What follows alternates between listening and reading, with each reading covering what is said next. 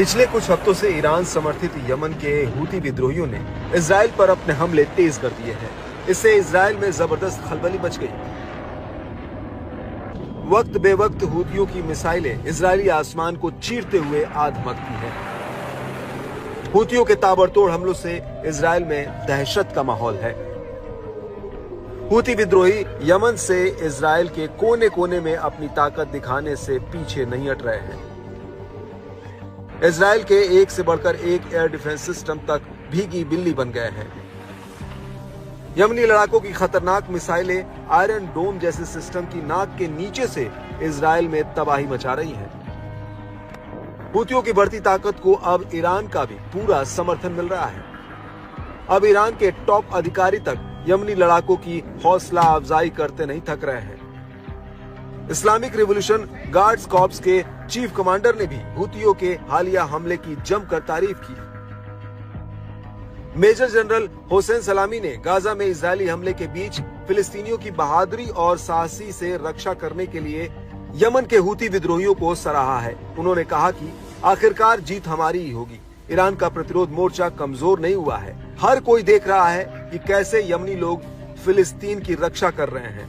हर शुक्रवार को गाजा के समर्थन में मार्च निकाल रहे हैं। सलामी ने यमनी लोगों की दृढ़ता और ताकत पर जोर देते हुए कहा कि हूती विद्रोही पहले से कहीं अधिक मजबूत हैं। हूतियों ने अब तक शानदार प्रदर्शन किया है। कोई ऐसी घटना नहीं घटी है जो इस हालात को बदल सके।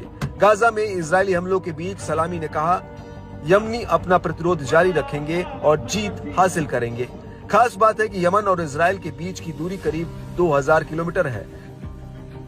लंबी दूरी तय करते हुए हूतियों की मिसाइलें इजरायली एयर स्पेस में आना नेतन्याहू के लिए बड़े खतरे की घंटी है। मालूम हो कि हाल में हूती विद्रोहियों ने इजराइल में हाइपरसोनिक मिसाइल से भी बड़ी तबाही मचाई है। बीते दिनों हूती लड़ाकों ने इजरायली राजधानी तेल अवीव में घुसकर बेन गुरियन एयरपोर्ट को निशाना बनाया था। दावा है कि ये अपने टारगेट पर सटीक हमला करने में कामयाब रहा। हूती विद्रोहियों के हमले में बड़ी संख्या में नुकसान हुआ है। साथ ही एयरपोर्ट पर हवाई यातायात भी बाधित हुआ है। हूती विद्रोही इजरायली एयर डिफेंस सिस्टम को गच्चा देने में कामयाब हो रहे हैं।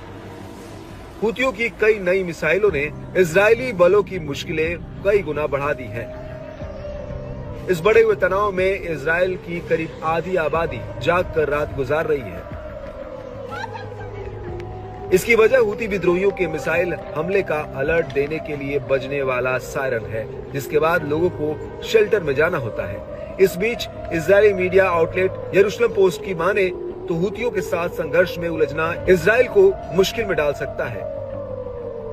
इस संघर्ष में इजराइल को कई तरह के नुकसान उठाने पड़ सकते हैं। यमन में इजराइल के हमले तेज करने से हूती भी इजराइल में अहम ठिकानों को निशाना बना सकते हैं। हूतियों के पास मिसाइल और ड्रोन का बड़ा जखीरा है। इसके अलावा यमन से इजराइल पर हमलों में बढ़ोतरी से दोनों देशों के बीच सीधा सैन्य टकराव हो सकता है।